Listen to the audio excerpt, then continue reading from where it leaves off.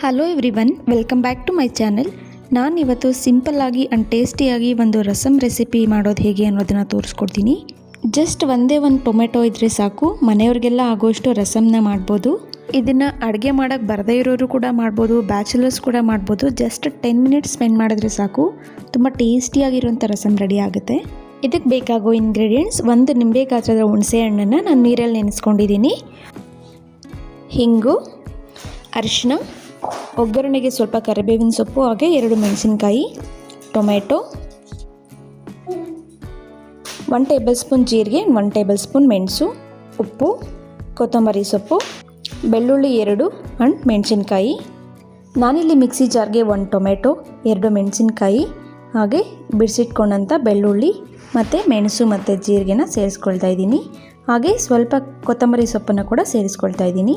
ಇದನ್ನು ತರ್ತರಿಯಾಗಿ ಈ ಥರ ಗ್ರೈಂಡ್ ಮಾಡ್ಕೋಬೇಕಾಗುತ್ತೆ, ತೀರಾ ನುಣ್ಣಗೆ ಮಾಡ್ಕೋಬಾರ್ದು. ನೆಕ್ಸ್ಟು ಒಂದು ಬಾಂಡೆನ ಬಿಸಿ ಮಾಡಿ ಅದಕ್ಕೆ 3 ರಿಂದ 4 ಟೇಬಲ್ ಸ್ಪೂನ್ ಆಗೋಷ್ಟು ಎಣ್ಣೆನ ಸೇರಿಸ್ಕೊಳ್ತಾ ಇದ್ದೀನಿ.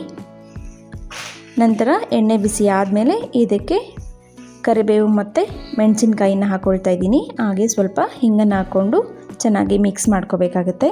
ಅದಾದಮೇಲೆ ನಾವು ಗ್ರೈಂಡ್ ಮಾಡಿ ಇಟ್ಕೊಂಡಿರೋದನ್ನು ಕೂಡ ಸೇರಿಸ್ಕೊಳ್ತಾ ಇದ್ದೀನಿ. ಇದನ್ನು ಹಾಕ್ಕೊಂಡು ಚೆನ್ನಾಗಿ ಫ್ರೈ ಮಾಡ್ಕೋಬೇಕಾಗುತ್ತೆ. ನೆಕ್ಸ್ಟ್ ಇದಕ್ಕೆ ನಾವು ನೆನೆಸಿಟ್ಕೊಂಡಂಥ ಹುಣಸೆ ಹಣ್ಣನ್ನು ಚೆನ್ನಾಗಿ ಕಿವುಚ್ಕೊಂಡು ರಸನ ಸೇರಿಸ್ಕೋಬೇಕಾಗುತ್ತೆ. ನೆಕ್ಸ್ಟ್ ಇದಕ್ಕೆ 1/4 ಟೀ ಸ್ಪೂನ್ ಆಗೋಷ್ಟು ಅರಿಶಿನ ಸೇರಿಸ್ಕೊಂಡಿದ್ದೀನಿ. ಹಾಗೆ ಇದನ್ನು ಚೆನ್ನಾಗಿ ಮಿಕ್ಸ್ ಮಾಡ್ಕೋಬೇಕಾಗುತ್ತೆ. ಇದು ಎಣ್ಣೆ ಬಿಡಬೇಕು, ಎಣ್ಣೆ ಬಿಡೋವರೆಗೂ ಚೆನ್ನಾಗಿ ಈ ಥರ ಮಿಕ್ಸ್ ಮಾಡ್ಕೋತಾ ಇರಬೇಕಾಗುತ್ತೆ. ಹಾಗೆ ರುಚಿಗೆ ತಕ್ಕಷ್ಟು ಉಪ್ಪನ್ನು ಕೂಡ ಸೇರಿಸ್ಕೊಳ್ತಾ ಇದ್ದೀನಿ.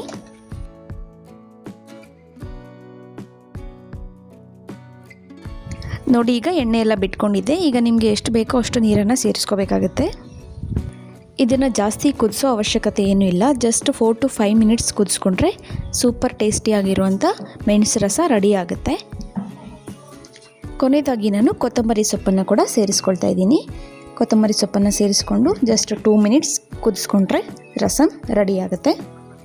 ಈಗ ನೀವು ಟೇಸ್ಟ್ ಮಾಡಿಕೊಂಡು ಸಾಲ್ಟ್ ಏನಾದರೂ ಕಡಿಮೆ ಇದ್ದರೆ ಈಗ ಸೇರಿಸ್ಕೋಬೋದು. ಮಳೆ ಬರೋ ಟೈಮಲ್ಲಿ ಬಿಸಿ ಬಿಸಿ ಏನಾದರೂ ತಿನ್ನಬೇಕು ಅನ್ನಿಸ್ತಿರುತ್ತಲ್ಲ, ಆಗ ಈ ರಸಮ್ ಮಾಡಿಕೊಂಡು ಬಿಸಿ ಬಿಸಿಯಾದ ಅನ್ನದ ಜೊತೆ ತಿಂದರೆ ತುಂಬಾ ಚೆನ್ನಾಗಿರುತ್ತೆ. ನೀವು ಹಾಗೇ ಸೂಪ್ ಮಾಡಿ ಕೂಡ ಕುಡಿಬೋದು, ತುಂಬಾ ಟೇಸ್ಟಿಯಾಗಿರುತ್ತೆ. ನಾನ್ ವೆಜ್ ಫಂಕ್ಷನ್ಸಲ್ಲಿ ಈ ರಸಮ್ ಕಂಪಲ್ಸರಿ ಇದ್ದೇ ಇರುತ್ತೆ, ಬಿಕಾಸ್ ಇದು ಡೈಜೆಷನ್ಗೂ ಕೂಡ ತುಂಬ ಹೆಲ್ಪ್ ಆಗುತ್ತೆ. ಖಂಡಿತ ಒಂದ್ಸಲ ಟ್ರೈ ಮಾಡಿ ಹೇಗಿತ್ತು ಅಂತ ಕಮೆಂಟ್ ಮಾಡಿ ತಿಳಿಸಿ. ಹಾಗೆ ವಿಡಿಯೋ ಇಷ್ಟ ಆಗಿದ್ರೆ ಒಂದು ಲೈಕ್ ಮಾಡೋದನ್ನು ಮರಿಬೇಡಿ. ಹಾಗೆ ಯಾರೆಲ್ಲ ನನ್ನ ಚಾನಲ್ನ ಸಬ್ಸ್ಕ್ರೈಬ್ ಮಾಡದೆ ನೋಡ್ತಿದ್ದೀರಾ, ಖಂಡಿತವಾಗ್ಲೂ ಒಂದು ಸಬ್ಸ್ಕ್ರೈಬ್ ಮಾಡ್ಕೊಳ್ಳಿ.